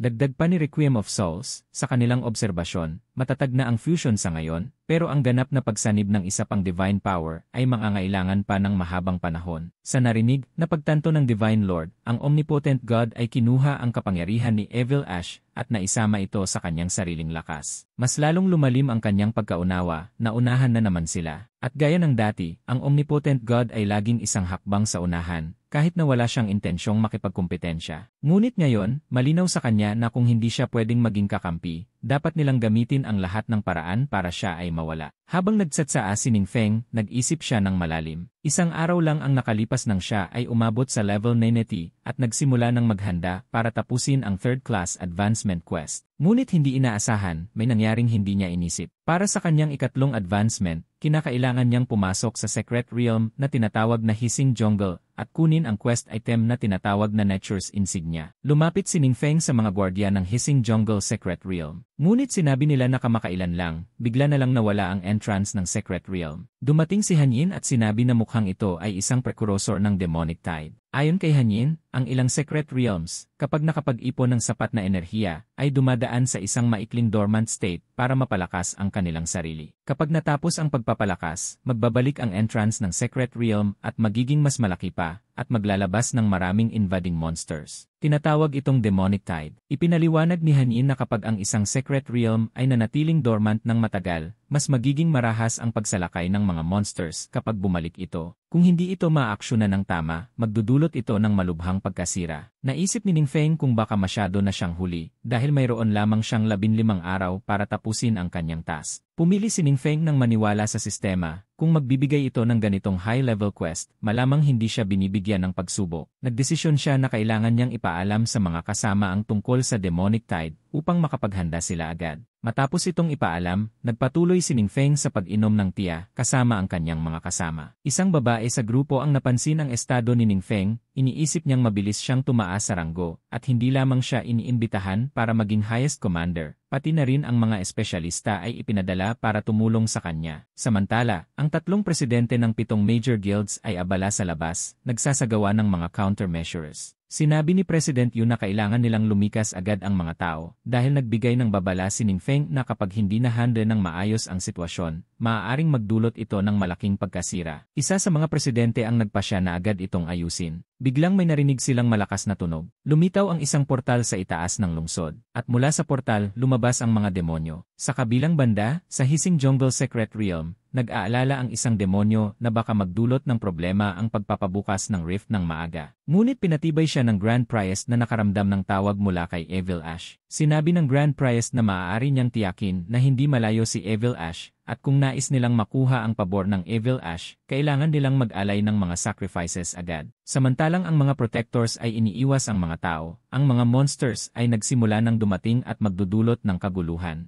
Ang mga demonyo sa itaas ay nagsimulang magtawanan at iniisip nilang natatakot ang mga tao at nagsisikap tumakas. Nagbet pa sila kung sino ang makakapatay ng pinakamaraming sacrifices. Nang magtakda sila ng kanilang plano, biglang nag-atake ang dalawa sa kanila, naghabulan sa kung sino ang unang makakakuha ng first blood. Ngunit, isa sa kanila ay namatay agad. Nagulat ang isa pang demonyo dahil sila na ang pinatay. Kinabahan siya at nagsimula mag-isip kung anong nangyayari. Sa ibaba, sinabi ni Hanyin kay Ningfeng na hindi naman masama ang demonic tide, dahil kung matutulungan nila itong magbabalik, makakakuha siya ng malaking karanasan at rewards. Nang marinig ito, naintriga si Ningfeng at excited na lumaban sa mga monsters. Ang mga elite mula sa 7 malaking guilds ay mga top-tier combatants sa hanay ng mga human adventurers. Ngunit sa harap ng mga monsters, para silang mahihinang tupa. Nagtaya sila ng kanilang mga buhay upang labanan ang malalakas na kaaway. Nakita nila ang mga kasamahan nilang unti-unting bumagsak. Hindi na makabangon at minsang iniisip nila na ang ganitong malupit na digmaan ay magiging walang katapusan nilang pagsubok. Ngunit may nangyaring pagbabago sa kanilang pananaw. Nang makita nila ang koponan ni Ningfeng, nakaramdam sila ng higit na lakas at sigla upang labanan ang mga monsters. Isa sa mga presidente ang nagsabi na hindi siya nakipaglaban ng ganoong kasiyahan sa loob ng matagal na panahon at para bang siya ay naging ibang tao. Samantala, si Ningfeng ay nag-isip na ang unang batch ng mga high-level potions at enhanced equipment ay may limitadong produksyon, kaya't inuna ang mga top-tier combatants ng 7 malaking guilds. At sa tingin niya, naging tama ang desisyon na yon. Bukod pa rito, naisip niya na ang malaking battlefield ay perpekto para sa paggawa ng isang bagay. Isang demon na lumilipad ay humahataw pababa. Ngunit may isang mandirigma agad na nagpatumba rito. Nagulat ang mga kasamahan nilang mandirigma nang makita nila na si Wang Yu ay tumama sa target kahit na ang Wyvern ay hayagang nag-block ng line of sight. Ginamit ni Wang Yu ang skill na, "Don't think that I can't see you." Kahit na siya ay may obstructed view. Naisip ni Ningfeng na ang malaking battlefield ay perpekto para sa kanyang mga followers. Kaya't ginamit niya ang Monster Scavenger. Inactivate ni Ningfeng ang Monster Scavenger sa lahat ng kanyang mga followers. Ang skill na ito ay na-activate kapag pumatay ng 100 monsters ng parehong uri sa loob ng isang takdang oras. Habang nangyayari ito, si Xuting ay gumagamit ng mga healing effects at nagbibigay ng buffs sa mga kasamahan upang magpatuloy sa pagpatay ng mga demonyo. Isang demonyo ang nag-aalala, naguguluhan sa hindi inaasahang sitwasyon. Naisip niya ang sinabi ng High Priest na sila ay pinagpala ni Evil Ash, ngunit mukhang kabuntot ng kabiguan ang nangyayari. Ang offensive ng demonyo ay naharang ng kalaban. Bigla, narinig ng demonyo ang tinig ng High Priest na nagtanong kung ano ang pumipigil sa kanya. Narinig ito ng mga mandirigma at inisip nilang ito ay wika ng mga monsters. Ngunit hindi nila alam na kayang intindihin ni Ningfeng ang kanilang wika. Ang mga demonyo ay nagsasabi na si Evil Ash ay naghihintay para sa kanilang sacrifice. Naisip ni Ningfeng kung sino ang kanilang pinaglilingkuran pagkatapos marinig ang pangalang Evil Ash. Kaya tinanong niya si Evil Ash kung ang mga demonyong ito ay mga tagasunod niya. Ngunit itinanggi ito ni Evil Ash at sinabihan siya na huwag makinig sa kanilang mga kalokohan. Nag-alab si Evil Ash sa galit, iniisip na nais siyang patayin ng mga demonyo na ito para magsimula ng kaguluhan kay Ningfeng, kaya't iniutos niyang huminto sila. Nagulat ang Grand Priest nang matanggap niya ang sagot mula sa mga Diyos. Nagbigay ito ng lakas sa mga demonyo at mas naging determinado pa silang magpatuloy sa labanan. Ngunit, ang isa sa mga demonyo ay nag-aalala at nag-isip kung tama ba ang kanyang narinig. Sinabi niya sa ibang mga demonyo na sinabi ni Evil Ash na huwag silang gawing pabaon sa kamatayan at hindi siya nag-aalala kung mabubuhay sila o hindi. Dahil dito, ang mga demonyo ay nahulog sa katahimikan. Natakot sila at naisip nilang iniwan na sila ni Evil Ash. Ang isa sa kanila ay panic-stricken dahil pati na rin ang High Priest ay walang ideya kung anong gagawin. Sinabi ng High Priest na dapat nilang isara ang Secret Realm, ngunit pinagsabihan siya ng kanyang mga tagasunod na siya rin ang nagbukas nito ng masyado ng maaga, at ngayon ay ang enerhiya ay labis nang nauubos at hindi na ito maaring isara. Samantala, isang notification ang dumating kay Ningfeng na nagsasabing matagumpay nilang napalayas ang demonic tide at nagsimula ng kalkulahin ang mga rewards. Nagulat ang mga mandirigma sa mga reward na kanilang nakuha. Si Ningfeng ay nakakuha rin ng isang hidden reward. Ang reward ay isang reforged holy key, ngunit ang item na ito ay hindi pa kilala. Tinanong ni Hanyin si Ningfeng kung ano ang key na iyon, na ikinagulat ni Ningfeng dahil hindi rin alam ni Hanyin ang tungkol dito. Humingi ng paumanhin si Hanyin dahil hindi pa siya nakakakita ng ganitong uri ng key at maaaring isang item lamang na pwedeng gamitin ng mga Diyos. Dahil dito, nagpasya si Ningfeng na tapusin muna ang kanyang third reincarnation task. Pumasok siya sa Secret Realm, Hissing Jungle. Pumasok siya ng mag-isa ng walang anumang pag-aalinlangan. Sa loob ng realm, ang dalawang demonyo ay nag-uusap kung paano nila pababagsakin ang intruder. Ngunit, ang High Priest ay nagtataka pa rin, iniisip kung ano ang kanilang maling ginawa kaya iniwan sila ni Evil Ash. Hinaplos niya ang altar, dahil nararamdaman pa niya ang mga whispers ng mga Diyos at iniisip niyang maaari pa rin nilang matanggap ang gabay ni Evil Ash kahit na ito ay isang masamang omen. Habang hinahaplos niya ito, bigla na lamang nagsalita si Evil Ash. Informed ni Evil Ash si Ningfeng na may dalawang demonyo na nakatago sa likod ng altar, naghahanda upang ambush siya. Naramdaman ng dalawang demonyo ang lamig sa kanilang mga katawan nang maramdaman nila si Ningfeng sa likod nila. Ang Grand Priest ay nagtatanong kung bakit sila iniwan ng kanilang Lord. Bigla na lamang lumitaw ang isang emblem. Ang item na ito ay isang nature emblem, na isang consumable item. Agad na kinuha ni Ningfeng ang item. Pagkatapos nito, dumaan ang kadiliman mula sa altar ni Evil Ash. Informed ni Evil Ash si Ningfeng na yon ay ang power of darkness, at maaari niyang lapitan ang altar upang i-absorb ito, na makakatulong sa kanya na mapalakas ang kanyang strength. Sinabi pa ni Evil Ash na ang pag-absorb ng darkness mula sa altar ay maaaring magbigay benepisyo kay Ningfeng dahil kung nais niyang makalabas, hindi siya dapat magpabaya sa kahit anong pagkakataon. Subalit, hindi naniwala si Ningfeng sa sinabi ni Evil Ash. Bilang ganting reaksyon, winasak ni Ningfeng ang altar ng Evil God. Nagulat si Evil Ash, nagtatanong kung bakit ginawa ito ni Ningfeng. Ngunit, iginiit ni Ningfeng na tumahimik na lang si Evil Ash. Hindi sigurado si Ningfeng sa gamit ng demon altars, kaya't naisip niyang mas mabuti nang sirain ang mga ito. Samantala, sa ibang secret realm, isa sa 7 demon gods, ang divine authority ng madness at filth ay hawak ng true essence of the Holy Spirit. Iniisip niyang pagsamahin ito gamit ang paraang ipinakita ni Eternal Morning Star. Ngunit, muli itong naging out of control. Ipinaliwanag ni Eternal Morning Star na ang pagsasama ng divine authority ay mahirap at madalas magka-loss of control. Ngunit, nagpursige pa rin ang true essence of the Holy Spirit. Iniisip niyang kung kaya ng omniscient mage na gawin ito, kaya niya rin. Samantala, si Ningfeng ay nasa class transfer hall. Malapit na siyang mag-transform matapos makumpleto ang S-class mission. Ipinakita ng system na ito ay kumpleto at ang kanyang pag-unawa sa universe ay tumaas. Gayunpaman, nakaramdam si Ningfeng na parang wala naman itong masyadong epekto. Ngunit biglang lumitaw ang isang panel na nagsasabing maaari niyang buksan ang portal papunta sa ibang mga worlds sa pamamagitan ng mga followers, secret realms. Nang makita ito, nais agad subukan ni Ningfeng, kaya't pumunta siya sa Orc's secret realm. Sinubukan niyang buksan ang isang portal sa pamamagitan ng pagpalo sa hangin gamit ang skill. Bumukas ang portal pagkatapos niyang gamitin ang skill. Nagulat ang chief ng Orc tribe nang makita si Ningfeng na kayang mag-tear apart ang space sa isang simpleng galaw ng kamay. Samantala, naisip ni Ningfeng na ang skill na ito ay napakahalaga dahil kung kaya ng mga Diyos na pumasok sa kanilang mundo, kailangan din niyang magawang pumasok sa mga mundong kanilang kinokontrol. Bukod pa dito, iniisip niya kung anong uri ng mundo ang naroroon sa kabilang portal, kaya't naisip niyang dapat siyang magtungo at tingnan ito. Tinanong ng chief si Ningfeng kung kailangan ba niyang magdala ng kasamang subordinate, na sinabi ni Ningfeng na hindi na, dahil siya ay maglalakad lang ng magaan. Gayunpaman, sinabi ni Ningfeng na kailangan niya ng tulong upang bantayan ang entrance at tiyakin na walang makakapasok na outsiders, dahil ang exit ay nasa loob ng kanyang secret realm. Nagbigay galang ang chief kay Ningfeng at tiniyak na gagampanan niya ang kanyang mga tungkulin ng may lubos na katapatan. Dahil dito, pumasok si Ningfeng sa secret realm ng may kapayapaan ng loob. Dinala siya sa isang magandang lugar na lubos na naiba mula sa Blue Star. Pagkatapos, nais niyang subukan ang kanyang bagong skill. Kinuha niya ang Book of Bewitching Illusion, kung saan ang mga mata ng mga mortal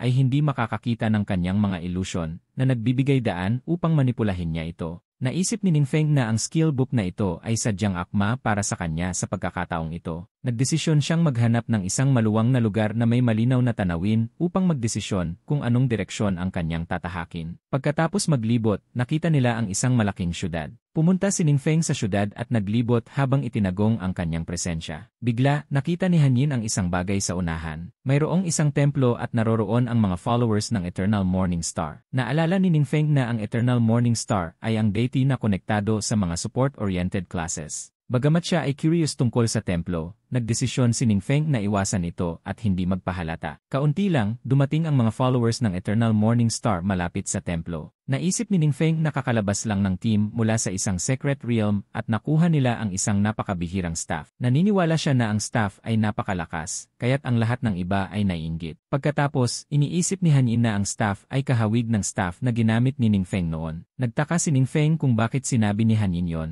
kaya't ipinaliwanag ni Hanyin na ang style ng artifact ay talagang kakaiba. Tanging isa pang kasapi ng divine lineage ni Ningfeng ang makakalikha ng ganitong bagay. Bigla, may isang tao na binanggit ang death song Sesita. Nakita ni Ningfeng na ang dalawang followers ay nag-uusap malapit sa kanya. Kaya tinanong niya sila kung maaari niyang malaman ang pinagmulan ng staff na hawak ng mage. Isa sa kanila ay sumagot na ito ang pinakamahal na hidden reward sa secret realm na yon, ang Staff of the Evil God. Sinabi pa niya na kilala ito bilang Sesita's Shame, kaya't nais malaman ni Ningfeng kung sino si Sesita. Sinabi ng lalaki na si Sesita ay ang ultimate boss ng kanilang secret realm. Narinig niyang siya ay dating alagad ng Evil God, ngunit kalaunan ay sinupil siya ng Divine Lord at ikinulong doon. Pagkatapos, sinabi ni Ningfeng na kailangan din niya ang Staff of the Evil God, kaya't tinanong niya ang lalaki kung saan niya ito maaaring makuha. Ngunit, pinagtawanan siya ng lalaki, iniisip na siya ay isang baguhan pa lamang. Sinabi niya kay Ningfeng na kailangan niyang mag-hire sa kanila ng 1,000 beling upang makapasok sa Secret Realm. Ngunit hindi alam ni Ningfeng kung saan siya makakakuha ng ganun, kaya't kinuha niya ang isang ibang bagay. Ginamit ni Ningfeng ang skill na Bewitching Illusion upang gawing hitsura ng beling ang item. Binasa ni Ningfeng ang impormasyon ng skill at naisip niyang hindi dapat malaman ang ginawa niyang ito. Dahil dito, namangha ang mga monsters at inisip nilang siya nga ay tuwirang tao. Walang pag-aalinlangan, tinanong nila si Ningfeng na pumasok. Pumasok sila sa Secret Realm, ang Enchantress Haunted Domain. Sinabi ng lalaki na ang daan sa loob ay komplikado at madali itong maligaw sa kanilang unang pagbisita. May masamang plano ang dalawang monsters na iwan si Ningfeng at iligtas siya mamaya upang kumita ng karagdagang pera. Nagbalik ang lalaki sa kanyang mga nararamdaman nang tawagin siya ng kanyang kaibigan. Napansin nila na bigla na lang nawala si Ningfeng. Gayon din, nagulat sila na wala na rin ang coin pouch. Samantala, nakapasok na si Ningfeng. Sinabi ni Hanyin na ito nga ay teritoryo ni Sesita, na dati ay lungsod ng mga patay. Ngunit pinangalanan ito ng mga tao bilang Enchantress Haunted Domain. Si Hanyin ay pamilyar sa landas, kaya siya ang nagpatnubay kay Ningfeng. Pagkatapos ng kaunting paglalakbay, narating nila ang library ni Sesita. Sinabi ni Hanyin na dito madalas na natili si Sesita. Bigla, nagpakita si Sesita at bumaba mula sa kanyang mataas na lugar. Agad na nag-transform si Hanyin sa kanyang full form nang makita si Sesita. Sa kanilang pagkamangha, biglang in-attack sila ni Sesita. Sinabihan ni Hanyin si Sesita nang hindi magalang kay Ningfeng. Ngunit, patuloy na nagpakita ng hindi magandang ugali si Sesita. Naramdaman ni Hanyin na may kakaiba, iniisip niya kung bakit hindi nakilala ni Sesita si Ningfeng. Napansin niya na binanggit ni Sesita ang mga blue-skinned bastards. Sinabi ni Hanyin kay Ningfeng na malamang hindi nakilala ni Sesita si Ningfeng dahil sa illusion. Kaya agad na pinatamat ni Ningfeng ang skill. Agad, nagbago ang mukha ni Sesita. Nakilala ni Sesita si Ningfeng at sinabi na halos hindi siya makapaniwala. Napagtanto ni Ningfeng na ganoon ang ugali ni Sesita dahil sa forbidden spell. Nagulat si Sesita, hindi makapaniwala na siya nga si Ningfeng. Hindi rin niya makapaniwala na si Hanyin ay nasa tabi ni Ningfeng. Gayunpaman, mukhang galit si Sesita kay Hanyin, tinawag siya nitong blue-skinned bastard. Tinanong ni Ningfeng si Hanyin kung ano ang nangyayari. Tiniyak ni Hanyin na ayos lang ito, dahil ang blue-skinned bastard ay palayaw na ibinigay ni Sesita sa kanya. Pagkatapos, tinanong ni Sesita si Ningfeng kung ano ang nangyari. Inisip niyang baka may ginawa ang mga mapanlinlang na Diyos sa kanya. Sinabi ni Hanyin kay Sesita na maaaring makakatulong ang kanyang impormasyon, dahil buhay pa siya nang mamatay siya. Niiling sa harap ni Ningfeng, sinabi ni Sesita na nais niyang muling mapunta sa ilalim ng proteksyon ni Ningfeng, ngunit siya ay nakasil doon ng Eternal Morning Star at hindi makakalabas. Sinadyang pinigilan ng Eternal Morning Star ang kanyang mga powers at ginawa siyang isang monster sa loob ng Secret Realm. Kaya't humiling si Sesita ng tulong kay Ningfeng.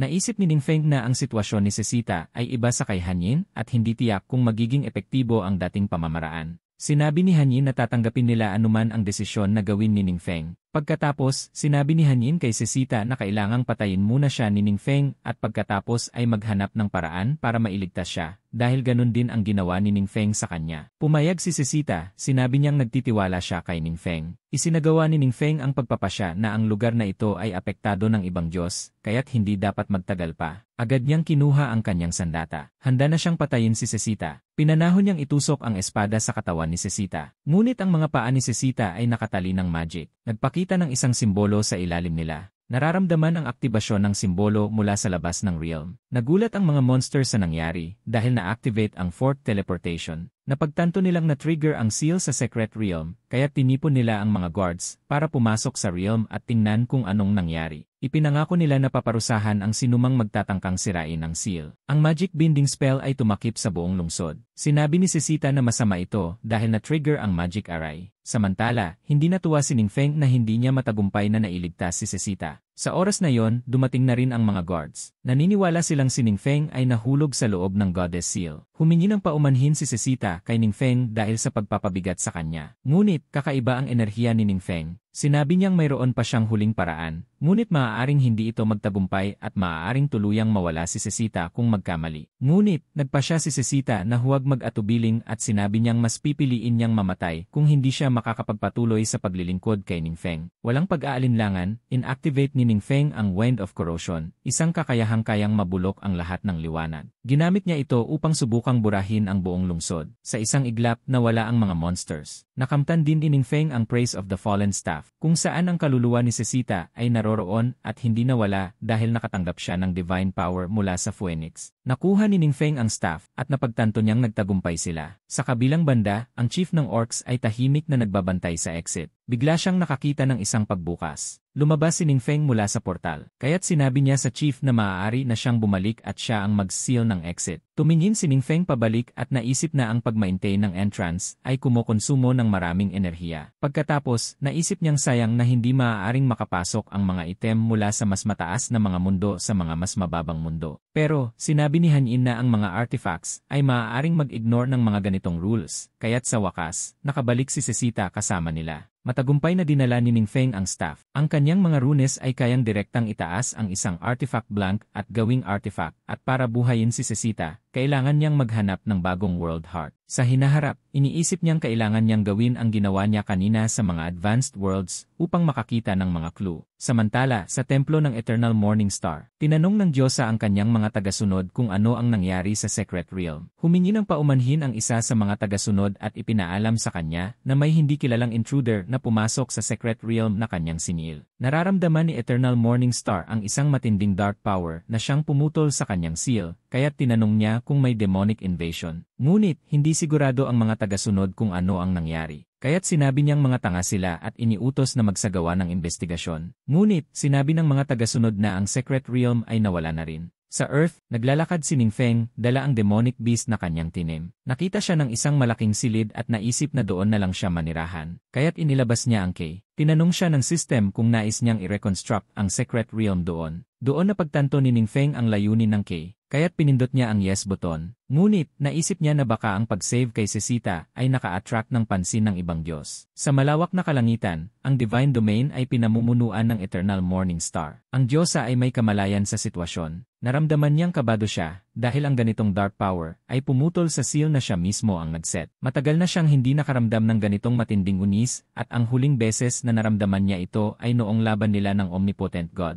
Matapos mag-isip tungkol sa Omnipotent God, bigla siyang nag-conclude ng isang bagay. Naisip niyang ang Omnipotent God ang maaaring responsable sa pagkasira ng kanyang seal. Maraming salamat sa panunood. Sana'y suportahan niyo ang aking channel sa pamamagitan ng pag-subscribe, like, and share ng aking mga videos. Huwag din kalimutan mag-iwan ng comment para sa next part. Maraming salamat sa inyo.